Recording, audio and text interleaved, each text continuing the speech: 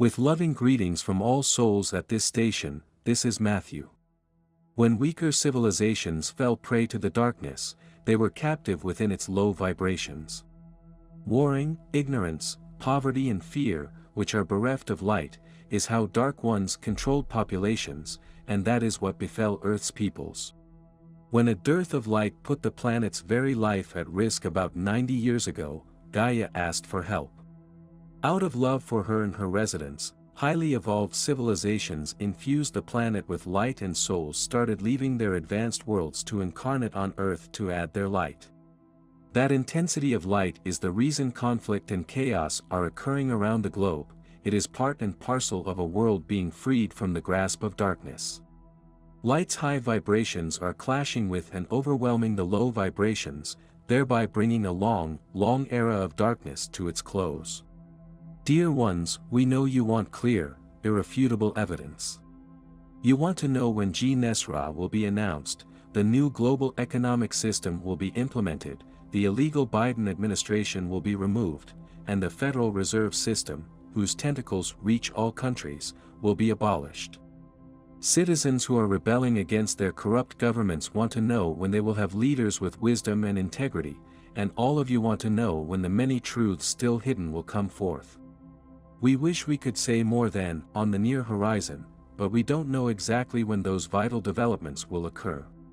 What we can do is assure you the divine plan is smack on target, and extraterrestrial family members are part of the liberating forces of light that some call white hats. And, let us remind you of the light's progress in just the last 2 years or so. The dark forces' efforts to start WWII failed, so have all their attempts to demolish strategic cities with nuclear warheads on missiles. Their virus did not kill billions of the populace, and trying to achieve that goal via not working either. Their hold on major media is cracking. In several countries their bioweaponry laboratories and storage facilities and centers for sex trafficking, pedophilia, satanic rituals, adrenochrome production, money laundering and cyber warfare have been demolished. Many of the individuals at the top of their diabolical pyramid have been removed. The dark forces' stronghold is their illegally and immorally amassed fortunes, and the light forces are working to separate them from their funds so that money can be used to end mass impoverishment. If you think helping in an undertaking of that scope is beyond your ability, let us tell you, it is not. It is right up your alley, so to say. Your light that has been helping the peoples awaken has been undergirding every effort to vanquish darkness from Earth. We know it is hard for you to think of yourselves as the powerhouses you are, and this is understandable. You get sick, moody, disillusioned, angry, impatient and exhausted. Some of your efforts fall short and you make decisions that in retrospect you realize were poor. You don't always have satisfying jobs or enough income or fair treatment, and some days are just plain miserable. That is part of life in a third density world, and before you volunteered to go to Earth, and you did that with fervor, you knew that is what you would experience. You also knew you would surmount whatever obstacles you encountered, because those feelings and circumstances are not who you are. You are eternal beings of love light, and your energy's high vibrations have been creating betterment on the planet during all the years you have been there. Simply by being, you are that powerful, that influential. Probably souls at your station know some scientists don't believe the Big Bang happened. If it didn't, how was the universe created? Also, how were souls created? How did good and evil begin? First let us say, always Big Bang has been a misnomer. The beginning was completely silent as creator source creation expressed itself as light. Creator, the ultimate being and supreme ruler of the cosmos, source, from whence everything in existence comes, creation, its action and products, immortal souls. For simplicity of speaking, we say only creator, and it as designation for I am, totality, oneness of all is with utmost reverence and respect. While light may be thought of visual, or science, and love as a sensation, or spirit, light and love, or science and spirit, are one and the same energy, and it is the most powerful force in the cosmos. This energy is Creator's infinite, eternal omniscience, omnipotence and omnipresence as pure love light. At a time unknown, Creator created the first souls, whom you call the archangels, and they had proportionally the mind and power of Creator. That didn't diminish it one iota. The archangels were Creator experiencing itself.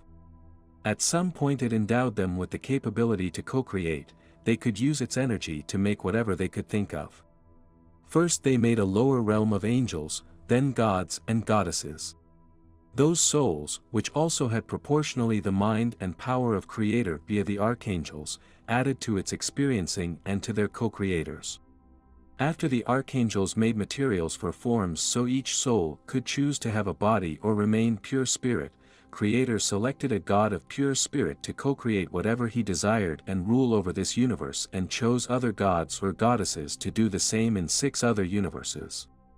Our God made myriad souls, all of whom had proportionally his mind and power. As his experiencing selves, they did not diminish his entirety in any way at all. He is an amalgamation of all souls, in physical bodies or in spirit, in this universe. Some of them helped him make galaxies with billions of astral bodies, and all souls could choose to incarnate within or upon those bodies or be free spirits. The energy of love light, good, or godly, was the total essence of everything that was manifested throughout this universe. It was reptilians, mutated descendants of Luciferian energy, who brought evil here. By agreement of our God and the ruler of the universe where reptilians originated, a portal was briefly opened so some of them could enter ours. At that time in antiquity they were the most intelligent species in the cosmos, and the agreement was intended to benefit both universes. By reproducing themselves as well as procreating with souls who lived here, the incoming reptilians would genetically impart their superior intelligence while absorbing this universe's love-light energy.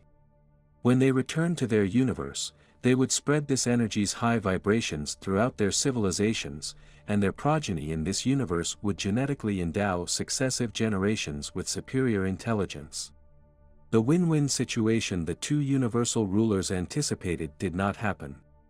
Some of the reptilians who came did become beings of love light as they passed on their genes, but they did not go back home. Neither did those who refused the light. They also proliferated, and all of them have caused havoc ever since the first ones came eons ago. They initiated warring and rendered dormant 10 of 12 DNA strands in civilizations they conquered, making them susceptible to falling into darkness. Now then, Gaia is the soul that embodied as the planet she called Terra. Somewhere along the line Earth became its name. Gaia, God and soul, your solar system's sun, manifested pristine verdant lands, crystal clear seas, magnificent trees, flowers and other plants, and the mineral kingdom. She gave animal design ideas to residents of Jupiter, where similar conditions existed, to manifest and transport to Terra. When everything was ready, Gaia asked some souls in highly evolved human civilizations if they would like to live in a marvelous new world, and at the speed of thought, they arrived. Others came later, by spaceships, astral travel or incarnation. The people, animals, plants and minerals knew their beginnings in Creator's infinite love light and their eternal connection with each other and the ruler of this universe. All life forms communicated telepathically and flourished as a harmonious symbiotic oneness. Darkness, or evil, came into that paradise when people with only 2 strands of active DNA settled there. As time passed, their brutal behavior amassed so much negativity that it almost extinguished Terra's light. To save her planetary body, Gaia released the negativity in a series of earthquakes that lasted several decades. One quake of a magnitude sufficient to release that amount of negativity would have exploded the planet into countless fragments instead of preserving its life. Terra's land mass broke into several extensive regions, large and medium-sized islands and many thousands of small ones. New coastlines had peninsulas, bays, cliffs and beaches. Terra's gently rolling terrain became rugged mountain ranges, volcanoes, canyons and deserts. The placid sparkling seas turned into oceans with strong currents, lakes, rivers and streams, and the seabed's flat terrain became similar to the new surface formations. No longer was the climate pleasant, massive areas of ice developed in polar extremes, mountains were covered with snowpack, and intolerable heat built up around the equator. After millennia passed and the planet was habitable, a new civilization began. But darkness re-entered, and committing atrocities once again became the nature of the people. This time Gaia released the accumulated negativity abruptly, with an ice age, and after its drastic effects subsided, the repopulating process started over. Since then civilizations have risen and fallen, including those in Atlantis and Lemuria. The purity of love light that permeated young Terra and her first inhabitants never has been repeated. However, indigenous peoples know they and all other life forms on Earth are connected with each other and the ruler of this universe. To prevent their knowledge from spreading, dark forces inspired explorers from European nations to kill most of the natives in the lands they claimed for their respective royal families. Later, colonists continued the genocide. However, tribal survivors passed on their knowledge to descendants, who generation after generation preserved it, and the light within that truth helped Earth survive in deep third density until the infusion of light enabled her to start ascending. Now souls around the world are standing strong against oppression and all other injustices spawned by darkness. Despite, or perhaps because of turmoil, destruction and grief, there is more goodness, kindness and compassion than ever before in the planet's recorded history.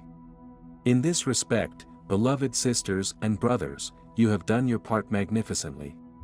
You can inspire, but you cannot push anyone toward the spiritual and conscious awareness that puts them on the personal ascension pathway. That is each soul's choice.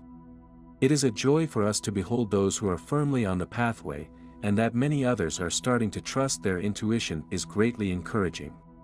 Upcoming solar flares, the energy surges that raise vibrations, will offer slumbering individuals more opportunities to awaken. You, too, dear ones, will reap benefits, and the light you radiate will continue to uplift our family on Earth. All light beings in this universe honor you for steadfastness in your mission and support you with the power of unconditional love. Love and peace.